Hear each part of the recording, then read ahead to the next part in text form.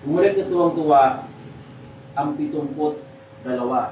Panginoon, sabi nila, kahit po ang mga demonyo ay sumusunod kapag inuutusan namin sa ngalan ninyo. Sumagot si Jesus, nakita ko ang pagbagsak kapag kahulog ni Satanas mula sa langit, parang kidlat. Binibigyan ko kayo ng kapangyarihang tumapak sa mga ahas at mga alakdan at yumurak sa kapangyarihan ng kaaway. Walang makapipinsala sa inyo. Gayunman, magalak kayo hindi dahil kasuko sa inyo ang masamang espiritu, kundi dahil nakatala sa langit ang pangalan. Mga kapatid, ito po ang salita ng Panginoon. Para sa Diyos. So, pwede na po kayong upo. Sa pong magandang umaga at pagpalang umaga po sa bawat isa sa atin. Praise the Lord dahil tayo po ay sinamahan ng Diyos sa araw nito. Ano po? Tayo po ay hingin ng Panginoon ay isang bagong buhay, bagong kalakasan. So lahat po ay nanggaling sa Panginoon. Amen po? Maging ang buhay natin, maging ang ating lakas, ito ang nanggaling. So ngayong umaga po ang ating pong paksa ay pinamagatan po magalak dahil ito po ang ating title ngayong umaga. So kung mapapansin natin, bawat tao po ay binigyan ng Diyos ng kakayahan. No? Kahit ang bata, mayroong kakayahan. Lahat ng tao, mayroong kakayahan sa ibabaw ng lupa. At yung mga kakayahan na yan, mga kapatid, lahat yan, galing yan sa Panginoon. Amen po?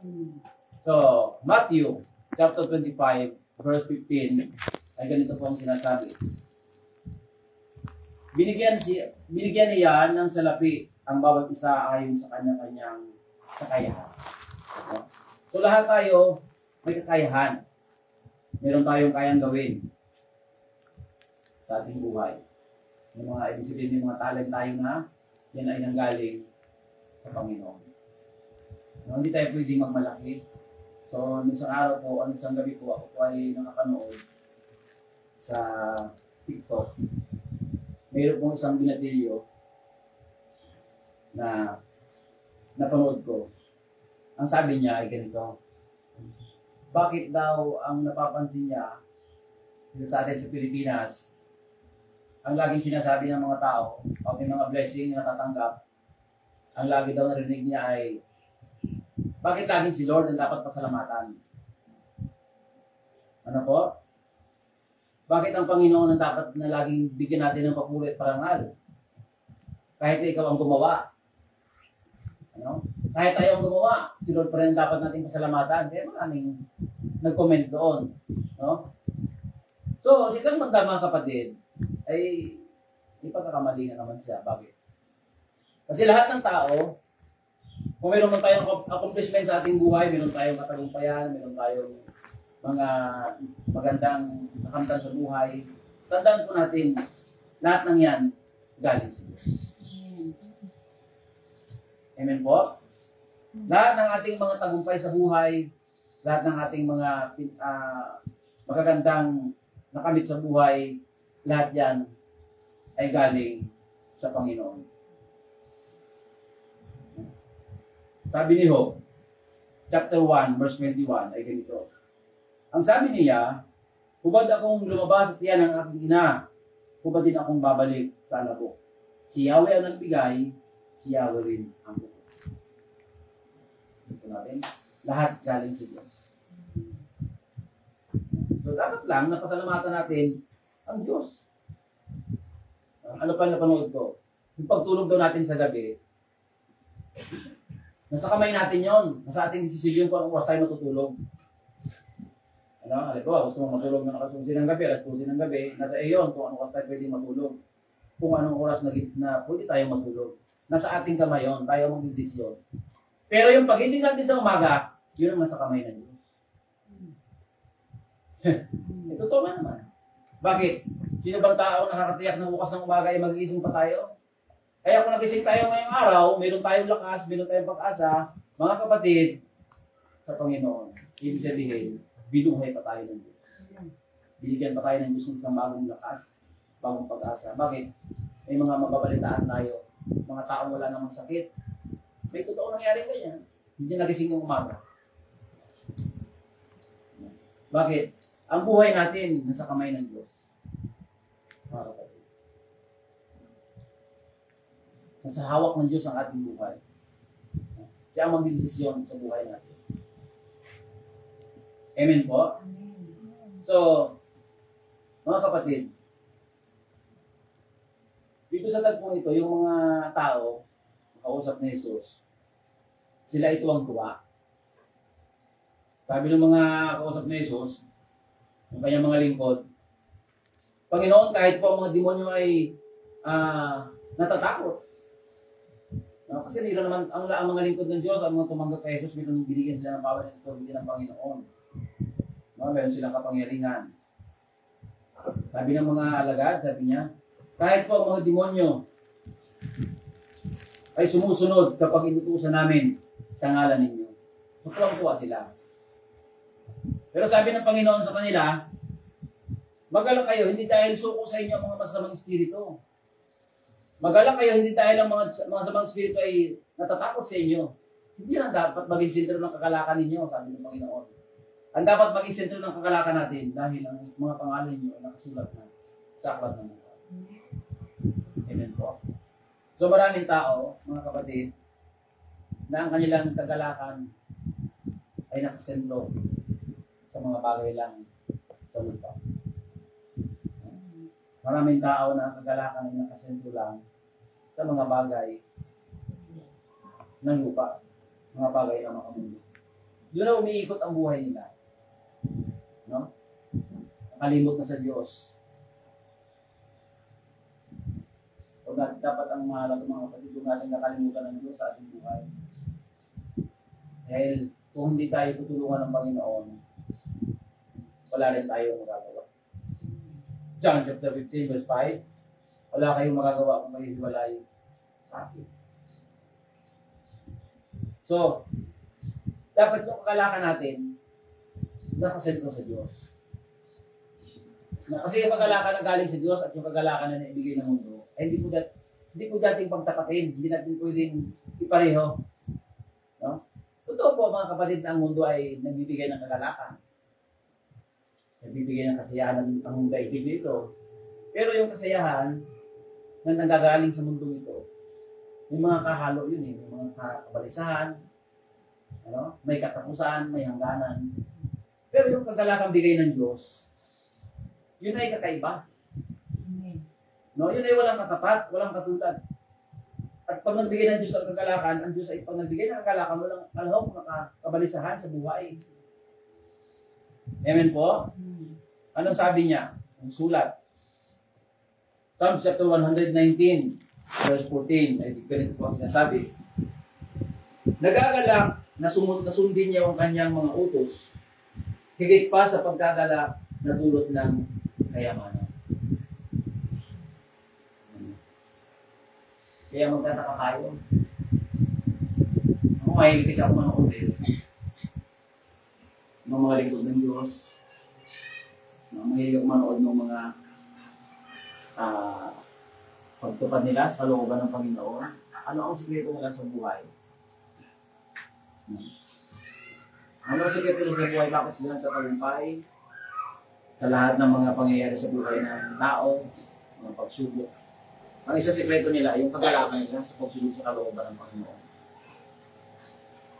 Kasi kung totoo kasi naman talaga natin ang salita ng Diyos, kung ating titingnan ang salita ng Diyos, susundin natin, yung kagalakan doon.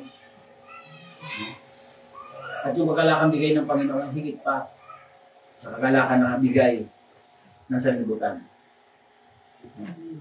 So, maraming tao ngayon, hindi naman masamang magsikap sa buhay.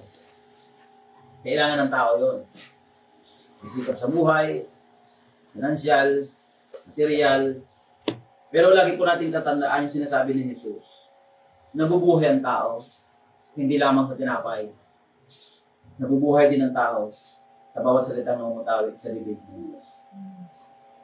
Bakit? Mga kapatid. Kasi ang tao, balik-balik ka rin naman natin ng panahon, ang sitwasyon, kahit anong gawin natin, ang katotohanan sa buhay ng tao, hindi pwedeng mawala. Na ang tao ay ano? Ang tao ay binubuo ng tatlong bahagi. May spiritual, may physical, at mayroong espiritu. No? May kaluluwa, may katawan, at mayroong espiritu. So yung ating katawan lupa, nabubuhay sa lupa, kailangan niya ng pagkain, kailangan niya ng pananamit, mga material na bagay, kailangan. Pero ang tao, mayroong espiritu, mayroong kaluluwa, na dapat kailangan din ang salita ng Diyos. Amen po? Yan po ang isang realidad sa buhay ng isang tao. Ibig sabihin, darating ang panahon, kahit ayaw natin, mangyayari talaga yon. Na ano yung pastor? Pero hindi ko sinasabing mangyari na ngayon. Ano po? Pag umabot tayo doon sa hangganan, tinalaga na sa buhay natin, kasi mayroong hangganan yan na tinaklan Diyos sa buhay natin. May hangganan yon. Kasi kung ating babalik-balikan ulit ang Bible, mula pa noong unang panahon sa aklat ng Genesis hanggang sa panahon natin ngayon, kung ikukumpara natin, iba ang haba ng buhay ng tao noon. Iba ang haba ng buhay ng tao. Ang pinakamahabang na buhay tao sa mundo ay si Matusalem. Umabot ng 969 years. Nagulat si ang pangalan ko to eh? Si Ray. Nagulat si Ray. 969 years. Ang haba ng buhay ni Matusalem. Ang mahabang buhay ni Matusalem, 969 years. Sa Old Testament, sa panahon ng Genesis. No? Tapos si Enoch, sumunod si Moises, din na Elijah, no? Ay si Moises namatay sa edad na 150 years. Sumaba. Yun ang hangganan ng kanilang buhay sa lumang tipan. Ay sa panahon natin ngayon, may makikita tayong mahaba din ang buhay, pero bihirang-bihira na. No? Bihira na ngayon tayo makakita ng mahabang buhay. Nung nag-mission ako dati sa Lubang Island, nung nasa ibang ministry pa ako, pumunta ako sa tinatawag nilang Cabra. Alam niyo yung islang Cabra, kaharap na yun ng China Sea. Pinakadulo na ng Pilipinas yon. May gawain doon noon. Doon ako napadpad. Nung napadpad ako doon, nag-stay ako doon ng 3 araw dahil inabot ako ng bagyo. Hindi ako makasakay doon sa pamboat dahil malakas ang alon. Ang natulugan kong bahay ay bahay ng coordinator nung gawain na kinilalagyan ko. Tapos doon sa bahay na yun, may nakausap akong isang matanda. Malakas pa siya. Kasi nagbubunot pa ng niyog. Puso doon yung nananahi ng mga kumot. Hindi tawag nila doon eh. Sabi ko, Nay, ilang taon ka na, Nay? Sabi niya, 105 na po ako, brother. Ano ang sikreto niyo, Nay? Ba't tumaba ang buhay niyo? 105 years old siya. Ay sabi niya, brother, diyan ka na matulog sa tulugan ko. Kasi 3 araw ka pa dito, hindi ka makakalabas, malakas ang bagyo. Sabi niya, dito na ako matulog. Ang ginawa ko yung kanyang higaan, pinay-over ko. Sabi ko, Lord, yung nakahiga dito, kung gaano kahaba ang kanyang buhay, hindi magiging mahaba ang buhay ko. Sabi ko, anong sekreto mo, Nay? Ba't tumaba ang buhay mo? Eh, sumagot yung anak. Kasi yung nanay ko na yan, brother, kahit doon pa man, kahit hanggang sa ngayon, hindi talaga yung mahilig kumain ng mga karne. Ayaw niya ng karne. Ano na pong kinakain niya? Sariwang isda, gulay, kaya marami siyang kanin ng gulay. Sabi nung nanay, ay nung anak. Tapos yun, kapag kumukuha ng asin, hindi bumibili sa tindahan. Pumupunta din sa tabing dagat, yung mga natutuyo doon tubig ng dagat, na mga buo-buo, yun ang pinukuha niya, ginagawa ng asin. So, lahat ng mga gulay. Malakas pa siya. Malakas pa siya, mga kapatid. Ay, 2 weeks pa ako nasa yung Lubang Island. Kasi nung unang assignment ko doon, ako ay binata pa. Tapos nung pangalawang assignment ko, hindi ko na siya inabot. Hindi ko na siya inabot. Kasi nung bumalik ako doon, after 10 years na, matagal na rin. Nakabalik ako doon, may higit 10 taon na makalipas. Ay nung nakausap ko naman yung nanay niya, ay yung anak niya, sabi ko, nasaan po si nanay? Sabi niya, patay na. Ilang edad po namatay siya. Kasi nung kilala ko siya doon ay 105. Sabi niya, brother, namatay yung nanay ko ay 115. 10 taon pa lumipas. Haba na talaga ng buhay ng putandang yun no? So, ito ako, sabi ko, praise the Lord. Dahil nabuhay siya ng mahaba. Pero bihira po tayo makatagpo ng ganung tao ngayon. Amen po? Bihira na. Kapag tayo umabot ngayon ng 8 years old, maswerte na tayo. Bakit, Pastor? Kasi kung ating babasahin yung pamantayan ng Diyos ngayon, sa panahon natin, ang buhay ng tao ay dapat umaabot ng 70. Sa aklat ng awit, ang buhay namin ay umaabot ng 70 taong singkad, umaabot pa ng 80 kung kami malalakas. Kaya mamatay yung tatay ko, sa edad na 73. Umiyak din ako, simple masakit mo wala na isang ama. Pero nagpasalamat ako sa Diyos, bakit? Nabuhay ang tatay ko 73. Ibig sabihin, meron siyang bonus na 3 taon. Amen po? So, ang ibig kong sabihin, mga kapatid, may klima o mahaba, isa lang din po ang patutunguhan nun. May hangganan ng buhay ng tao. So, anong ibig ko pong sabihin? Maraming tao sa panahon natin ngayon, nauubos ang panahon sa mga bagay lang ng mundo. Nanonood ngayon ng Facebook, nanonood ngayon ng TikTok, puro pagpapasikat. Kaya minsan hindi ako nanonood na ng Facebook, ng mga TikTok, hindi ako nanonood. Bakit? Kasi mga kalaswaan, makikita mo na doon. Grabe na po ang nangyayari ngayon sa ating kapaligiran. No, sabi ng isang pastor, maraming tao ngayon, nauubos ang panahon. Nauubos ang panahon saan? Nauubos ang panahon sa pagpapasikat. Nauubos ang panahon sa pagpapayaman. Mga kapatid. Hindi masamang magpasikat, hindi masamang magpayaman, pero huwag natin ubusin lahat ng panahon natin doon. Dapat marunong tayo mag-budget ng ating oras, ng ating buhay. Unang-una, tigit sa lahat, dapat binibigyan din natin ng panahon ang Diyos sa buhay natin. Amen po? Huwag natin ubusin lahat sa bagay ng makamundo. Huwag natin lahat doon itapon. Maraming buhay na nasisira. Kung hindi pa sikat, kung hindi pa mayaman, magandang takbo ng buhay, simple lang ang buhay. So may danger din yun. Dapat maging maingat din tayo sa mga blessing na natatanggap natin. No? So ingat tayo mga kapatid.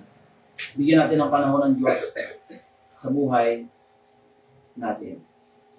Huwag natin lahat ubusin. Kasi pag inubos natin lahat, kawawa tayo. Amen po?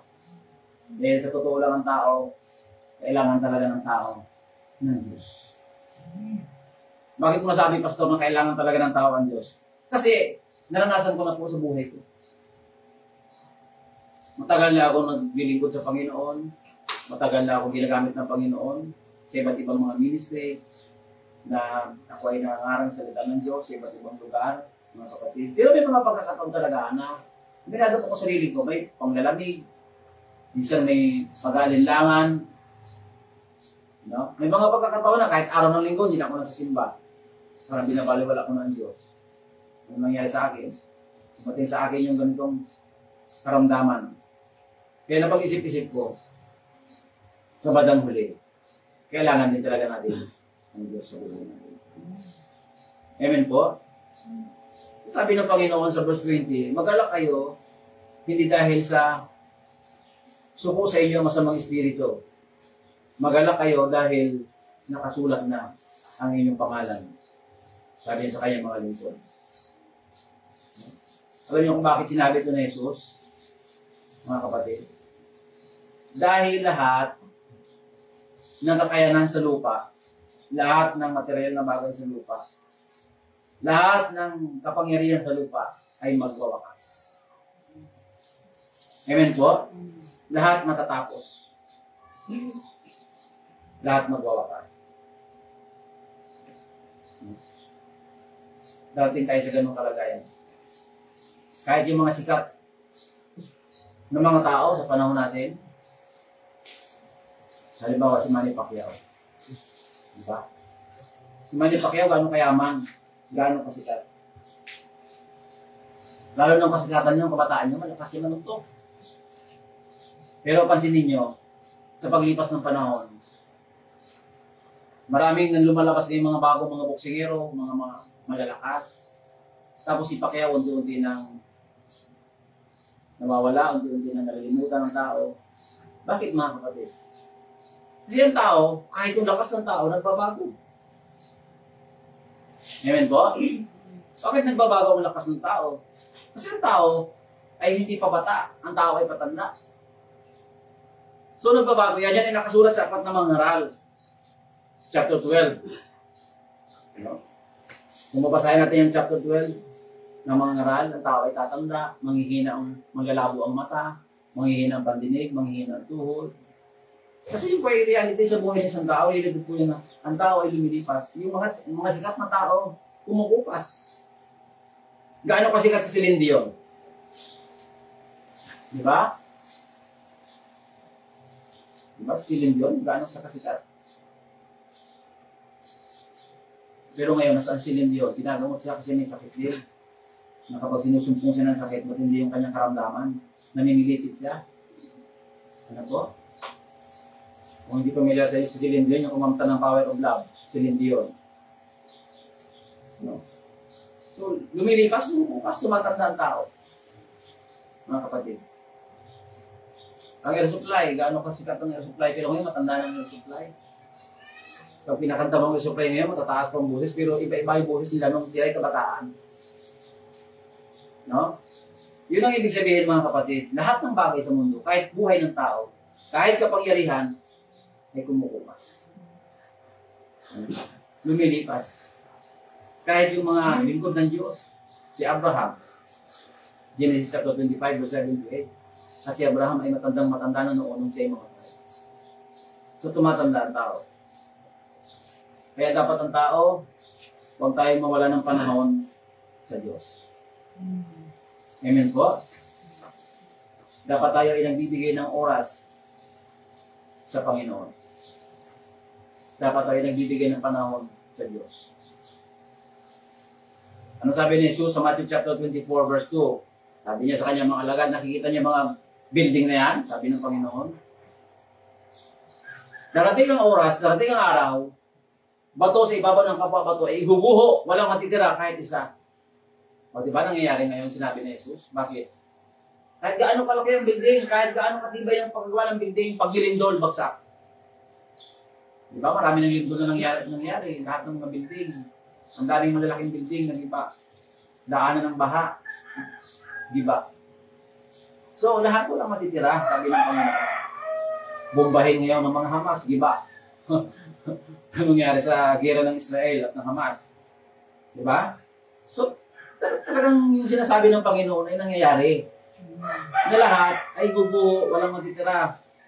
Lahat ng bagay sa mundo may hangganan, may katapusan. Mga kapatid. So, ang ibig ko lang iparating sa bawat isa atin, ang ibig ko kong sabihin ay bigyan natin ng panahon ang Diyos sa buhay natin. At walang nakakatiyak kung kailan tayo hukumin ng Diyos. Ano po? Hindi natin iyak yun. Kaya may mababasa tayo sa aklat ng Santiago.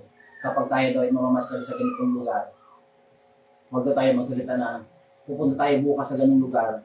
Sa halip sabihin natin, kung luluubin ng Diyos, pupunta tayo sa ganitong lugar. Bakit?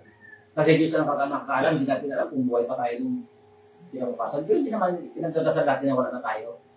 Lagi tayo nagdadasal, nabigyan tayo ng Diyos ng mahabang buhay, malakas na pangangatawan. Pero mga kapatid, ang ibig ko lang iparating sa atin ay lagi nating bigyan ng panahon ng Diyos sa buhay natin. Amen po? Maraming bagay sa umaga pagkagising natin, magpasalamat sa Diyos. Thank you, Lord. Binuhay mo ako ngayong araw. Bigyan mo ako ng bagong lakas, bagong pag-asa sa buhay ko. Ikaw po ang nagbigay nito, Panginoon. So mga kapatid, ang Diyos, ang gusto ng Panginoon, ang tao, lahat ay magkaroon ng kaligtasan sa Diyos. Lahat ng tao, mahal ng Diyos. Bakit mayroong mga ganitong pangangaral ng salita ng Diyos? Bakit mayroong mga ganitong gawain? Bakit ang Diyos hindi tumitigil sa pagpili ng kanyang mga lingkod? Ilang panahon na, ilang libong taon ang dumaan. Namatay si Abraham, namatay ang mga propeta, Sa panahon natin ngayon, may mga bagong propetang pinili ang Diyos, mga bagong lingkod, mga bagong pastor, mga ngaral ng salita ng Diyos. Bakit yan mga kapatid? Bakit yun ginagawa ng Panginoon? Ano yung bakit sa tema? Gusto ng Diyos, lahat ng tao ay maligtas. No? Unang Timoteo, Kabanata 2, Kabanata 3 hanggang Kabanata 4. Yun ang ibig ng Panginoon, lahat ng tao maligtas. Kaya may pinipili sa mga tao mga ngarang ng salita ng Diyos, magpapagamit bilang daloy ng salita ng Panginoon kasi ang gusto ng Panginoon lahat tayo makapasok sa kanyang kaharian. Amen po? So, bigyan natin siya ng panahon sa ating buhay. Huwag nating ubusin ang lakas natin sa mga bagay ng mundo lang. Kasi tanda po natin lahat, hindi lang sa lupa yan. Dapat mas pinaghahanda ng tao yung kanyang buhay sa kabila. Proverbs chapter 11 verse 4, sabi po dito, lahat ng kayamanan, lahat ng mga bagay sa mundo ay walang halaga sa panahon ng namatay. Kung sinasabing huwag ka mag-ipon, kung sinasabing huwag ka mag-ipon, kailangan natin yan. May mga masa buhay tayo. Ang ibig ko sabihin mga kapatid, ang buhay ng tao dapat balance. Amen po? Dapat balance ang buhay ng tao. Yung araw ng linggo, ibigay natin sa Panginoon. Ilang araw sa loob ng isang linggo, itong araw. No? O, 6 days tayo magtatrabaho sa iba't ibang gawain. Isang araw, bigyan natin sa Panginoon. Araw ng linggo. Doon sa buong araw ng linggo, hindi pa natin buong araw na ibigay o ilang oras tayo at gawain, mga kapatid, para makarinig tayo ng salita ng Diyos. Alam niyo po, kung ating pagsasamahin at isob total natin lahat, nang mangyayari sa ating kapaligiran ngayon. Yan po natin. Ano? Lahat na mangyayari. Pag manonood ka ng Facebook, pag manonood ka ng TikTok, lahat ng makikita natin karamihan doon ngayon, puro sakit ng tao. Diba, mga naghihingalo, nadalagutan ng hininga. Diba, mga sakit, pabalik-balik ng doktor, hindi kumagaling. Mga kapatid, kung ating pag-iisipan mabuti, ano ang naging dahilan? Bakit ang tao ngayon, palala ng palala ang lahat ng karamdaman ng mga tao? Isa lang ibig sabihin yan mga kapatid. Ang tao ay malayong-malayo na sa Diyos. Amen po? Ang tao ay nakakalimot na sa Diyos. Yun lang. Pero kung ang tao ay magbabalik sa Panginoon, tanggapin niya ang kanyang salita at kalooban ng Panginoon, kaya tayong inahaw ng Diyos. Ang tao nakakalibot na yung salita ng Diyos. Joshua chapter 1 verse 8. Ito yung lagi natin dapat mahawakan. Sabi niya, huwag mong pagkaligtaan basahin ang aklat na yun araw at gabi. Kasi sabi ang aklat, Bible. Dilidilihin mo yun araw at gabi upang matupad mo lahat ng nakasulat doon. No? Yun ay yung Word of God. Yung salitang upang matupad mo lahat ng nakasulat doon. May kasunod yun eh. Nang sa gayon, ikaw ay giginhawa at ikaw ay magtatagumpay. Ito ang susi. Para malaman natin yung kalooban ng Diyos. Kailangan natin bigyan ng panahon ang salita ng Panginoon. Pag nilay-nilayan natin, pag dilidilihan natin, tapos sundin natin, pag sinunod natin yung kalooban ng Diyos, ano magiging kasunod nun? Giginhawa ka at magtatagumpay. Amen po? Giginhawa tayo at magtatagumpay. Ang susi, salita ng Diyos. Amen po? Balikan natin. Yung nangyari sa akin, nung ako ay naputukan ng ugat sa ulo. Bakit ako buhay pa? Buhay pa ako dahil binigyan ako ng Diyos ng pagkakataon. na mabuhay.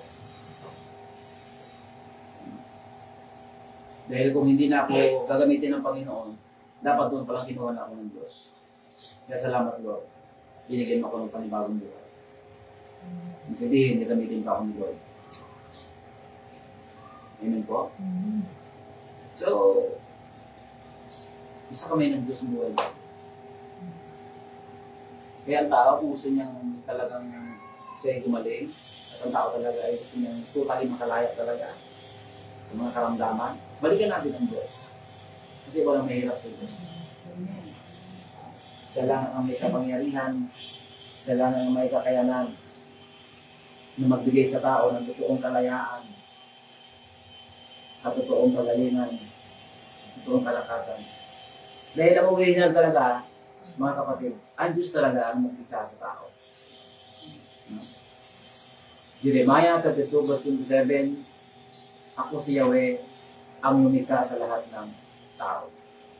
Walang bagay na mahirap para sa akin.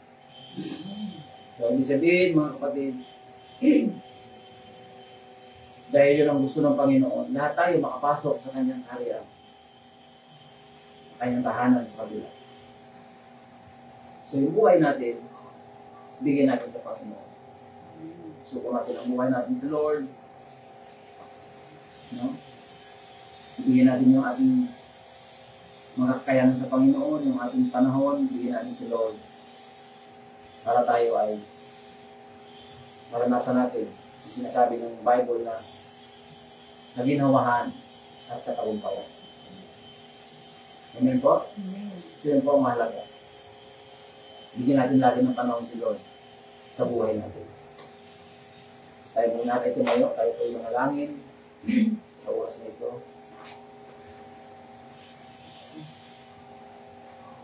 Sumunod po kayo sa aking panalangin. Panginoong Hesus, sa oras po ito, humihingi po kami ng tawad sa mga kulangan namin, sa mga kasalanan namin. Inisin mo kami yung dugo ng Panginoong Hesus upang kami po yung naging karapat-dapat sa iyo. Binubuksan ko po sa oras na ito ang aking kalooban. Tinatanggap ko po ang Panginoong Hesus sa aking buhay bilang Panginoon, tagapagligtas, manggagamot ng aking buhay. Ano lang po ang mananalangin. Panginoon, kami po ay dumudulog sa banal na harapan. Ikaw ang Diyos na nakakaalam ng lahat. Kami po ay tao lang na ang aming kakayanan, ang aming isip, ang aming mga gawa ay mayroong hangganan. Nilikha mo kami, Panginoon, subalit ikaw, ang iyong pamamaraan ay napakahiwaga. Ang iyong kapangyarihan, Panginoon, ay hindi kayang abutin ang aming isip. Ayon sa kasulatan, Panginoon, ang magagawa mo sa buhay ng tao ay higit pa sa aming pwedeng isipin. Ang iyong kapangyarihan, Panginoon, ay lampas pa sa kakayanan ng tao. Hindi ka nagbabago noon pa man. Ikaw ang Diyos ni Abraham, ni Isaac at Jacob. Nagbago ang panahon, nagbago ang sitwasyon, subalit ikaw hindi ka nagbabago. Panginoon. Ikaw pa rin ang Diyos na mahabagin, ikaw pa rin ang Diyos na mapagmahal, at ikaw pa rin ang Diyos na manggagamot ng lahat ng tao. Kaya, Panginoon, sa oras na ito ay aming pong tinataas sa iyo. Tayo po ay buksan niyo po ang iyong mga labi, ang iyong mga bibig. O sabi niyo, Panginoon, kung mayroon kang sakit, karamdaman, na gusto mong makalaya, at gusto mong makawala, na matagal lang hindi nawawala, isuko natin lahat sa Diyos. Ano mga karamdaman ito? In the name of Jesus, karamdaman sa dugo, karamdaman sa balat, mula ulo hanggang talampakan, sa bituka, ano mang karamdaman ito, maging sa buto, sa utak. I rebuke in the name of Jesus. Lisanin mo ang katawang lupang ito sa bawat isa. Lisanin mo ang mga katawang ito. Mga karamdaman na gawa ng kaaway ay amin pong tinatakwil in the name of Jesus. Bukol, I rebuke in the name of Jesus. Lisanan niyo ito sa katawan ng bawat isa sa amin. Ganyan po sa mga mahal namin sa buhay. Kasama sila sa aming panalangin sa oras nito. Sila man ngayon na sa malayong lugar. Panginoon, abutin mo po sila ng iyong himala at kapangyarihan. Ng iyong kapangyarihan mo, Panginoon. O Diyos, ang taong may karamdaman sa oras nito ay makaranas po ng kagalingan na nanggagaling sa iyo. Total healing and deliverance right now in the name of Jesus. Panginoon, ikaw po maghari sa aming buhay. Ikaw po manguna sa aming buhay sa bawat sa amin upang makamta namin, Panginoon, ang ipinangako mong kakinawahan at katagumpayan sa aming pagsunod sa iyong banal na kalooban. O Diyos, pangunahan po kami ng iyong banal na Espiritu. Pagpalain mo po ang tahanan ng bawat isa. We pray, Panginoon, na gabayan mo po at bigyan ng proteksyon maging ang kanilang mga mahal sa buhay na nasa ibang lugar, sa ibang bansa. Bigyan mo sila ng proteksyon sa araw-araw upang sila po ay hindi mapahamak, hindi magalaw ng kaaway in the name of Jesus.